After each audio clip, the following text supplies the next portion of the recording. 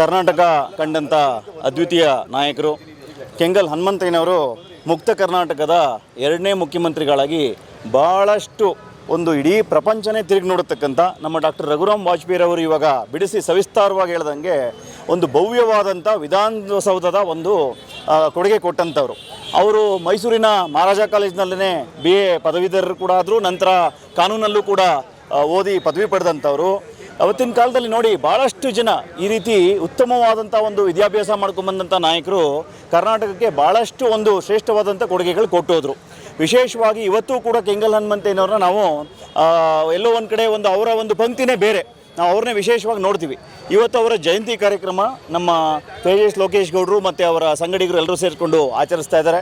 ಕೆಂಗಲ್ ಹನುಮಂತಯ್ಯನವರ ಒಂದು ಜಯಂತಿಯ ಶುಭಾಶಯಗಳನ್ನ ಎಲ್ರಿಗೂ ಕೂಡ ತಿಳಿಸ್ತಾ ಇದ್ದೀನಿ. ಅವರು ಯಾವತ್ತಿದ್ದರೂ ಕೂಡ ನಮ್ಮ ಮೈಸೂರಿಗರ ಮನಸ್ಸಲ್ಲಿ ಅಜರಾಮರರಾಗಿ ಉಳಿತಾರೆ ಅಂತ ಹೇಳಿಕ್ಕೆ ಬಯಸ್ತೀನಿ.